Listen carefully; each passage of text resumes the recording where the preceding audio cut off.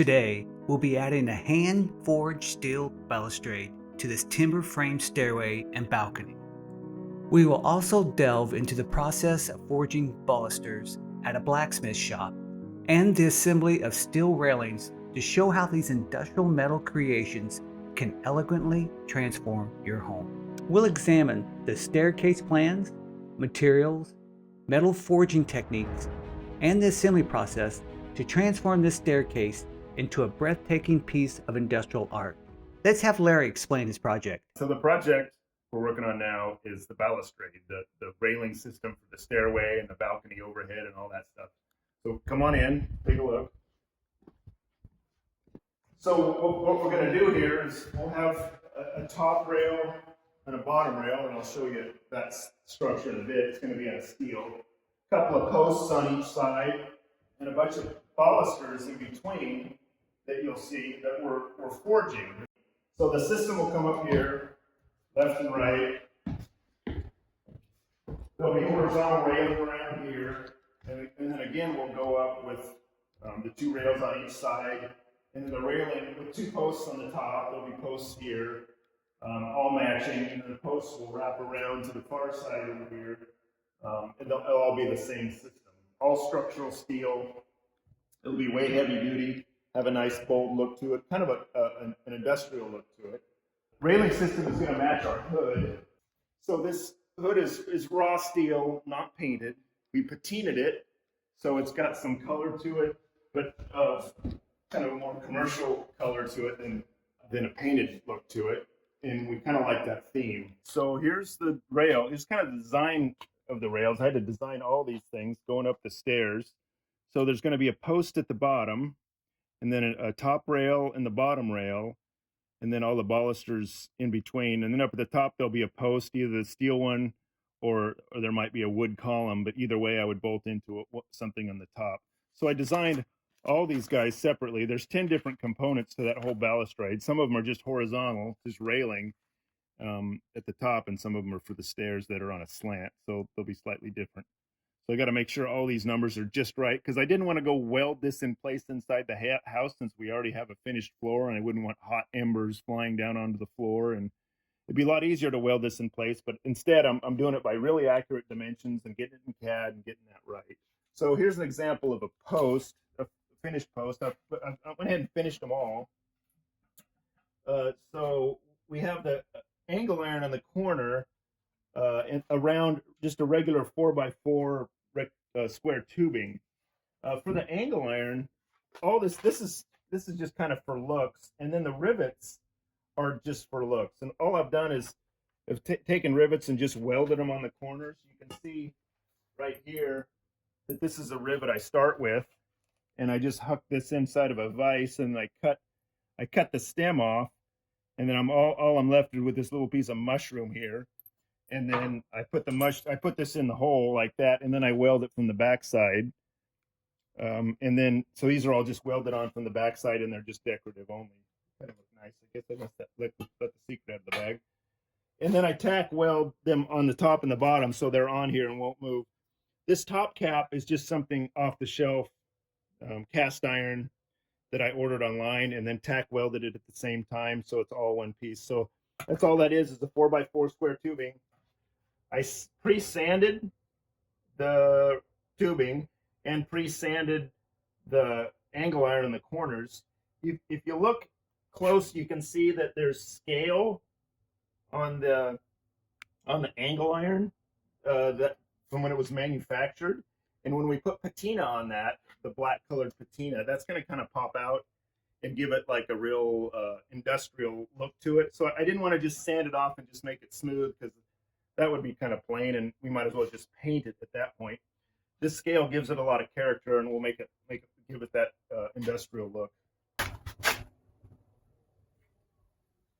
Now for the top rail and the bottom rail, all I've done here is take 1.5 by 1.5 square tubing and weld it on an 1.5 by 3/8 flat bar.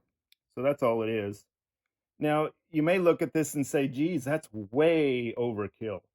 And structurally, it is way overkill. There's no reason to be that strong, because this is going to be for the hand. But the way they make metal is this radius around here gets bigger as the thickness goes up. So if I would have gone with a thinner metal here, that radius would be a lot sharper and it wouldn't be as comfortable to the hand. So that's why this is so heavy duty. So it's a nice, comfortable grip. Now you could argue that the bottom rail could be smaller because our hand doesn't touch it, but you know, they might as well match. And it's not that much more expensive to go to a thicker. This is 3/16. This is 3/8, which will match the balusters that go in between. Here's an example of the real top rail and bottom rail. I'm pre-drilling all the holes for the balusters to be riveted on the top, but not the bottom, because we don't know exactly the length of each baluster, what they're going to be. We're not cutting these out on the CNC machine, so it's not going to be some perfect length. We're going to have to let the baluster dictate where this hole gets drilled, and not the other way around. So all I'm doing is just welding those two pieces together, but I have to carefully calculate the distance between these two, and in this case I have it 5 3/4. That's from center to center on the hole, between the holes, and then I do all the hole drilling on the drill press that I set up here. I just slide it over and line it up and then pound them through. A lot easier to do it here than on the bench. So that's all the components that make up that rail. I mean, it looks like a simple stuff, but it's a lot of tedious work. I have, for the rivets, just for the scale, I have 8 of those posts, and each post has 40 rivets on them. So that's 320 of those little rivets I had to chuck up in the vise and cut them off and then weld them and all that activities. And then there's all the sanding and cleaning. So all this stuff, since we're not painting it, it needs to be sanded and kind of look nice. So we're headed out to the blacksmith. We're going to be forging the balusters on the stairway. His name is Alan Flashing. He owns Flashing Forge. Great guy. A lot of talent, a lot of history. He's spent time in Germany going to schools, learning from the masters, and now he's a master himself. It's a real treat to come down here and work with him. Larry and Alan Flashing collaborated on the design and building of the balustrade. Let's meet Alan now. I opened a small shop in the suburb of Dallas, and that was a part-time job for me a little bit, and then I started doing it more and more. Here I am. I moved here in 97, September 97, so it'll be 27 years this September. And I've had really good acceptance from my artwork here, more than I did in Texas, though. It just seemed like there's more of an appreciation for it than I found there at the time. You know, this is my third shop here. I had a small shop. I had a small shop in my garage, and then I got a shop in this small town in Texas, and I moved it and we got a bigger shop, and then I moved up here and I built my shop here. And this hammer you're looking at here, this is a Nazel 5B pneumatic forging hammer. It weighs almost 25,000 pounds all total. It was made in 1928, and it was in a Bethlehem steel plant in Pennsylvania. This is what our finished product is going to look like, or we hope it's going to look like. This is kind of our early prototypes. So we're going to step through the processes today of what it takes to get here. This is just flat stock. This is absolute, just plain flat steel, 3/8 thick, about 1.5 inches. The problem you have is when you heat these things up, if you mark them with a pencil or soapstone, you can't see the mark once you get it really hot, and it disappears. So in order to see the mark, we're actually going to take a chisel and make a little impression in there. Sometimes you can see the soapstone mark, but if it still gets real bright, it gets difficult. I'm just marking these so we know where to chisel.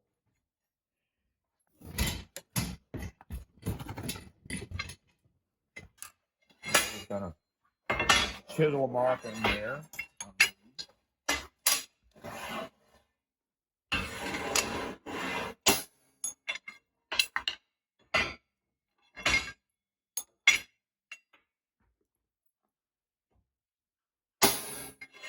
These marks are being used against the what? So we know where to make the indentations.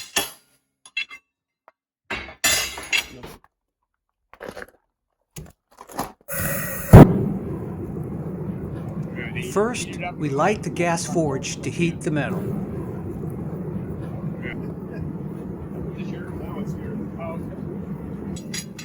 These raw, flat bars will be our starting point.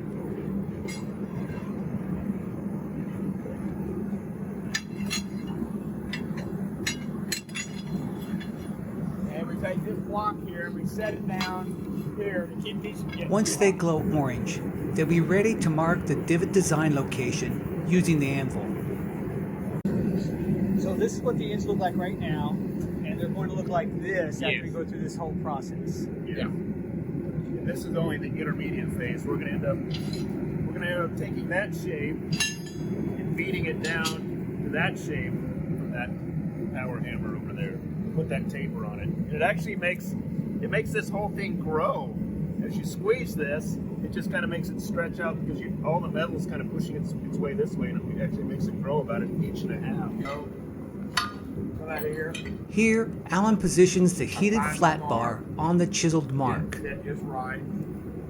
Below the bar is a round die used to create a divot on each side. We'll make a little divot there. Hit it. The hammer mirrors the die's shape to ensure symmetry. Hard to see. But that little divot, when we go over here next, it makes it quick so you don't lose your heat. A blacksmith striker's task is to swing a sledgehammer as directed by the blacksmith.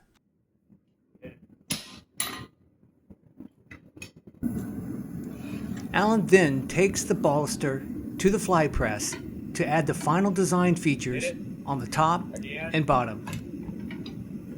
Again. Bottom it. Set it again. From that to that. Yes, I will. Hit it. Again.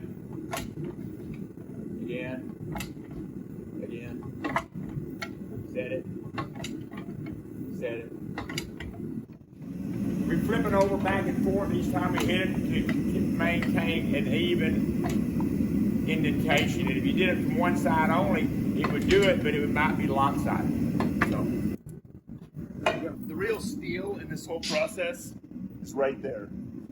So we're going to keep these up now from up here all the way back to about here, and we're going to draw this, make this into a taper, and we'll do that over here. This is the motor, the three-phase motor that runs this is called a bull gear, and it turns this bull gear. Crankshaft goes up to this piston, and so when this piston goes up, this one comes down, and vice versa. This is a rotary valve. It adds suction to the air pressure. So when one air pressure is pushing this one up, there's a suction pulling this one down, and vice versa. So these are just going.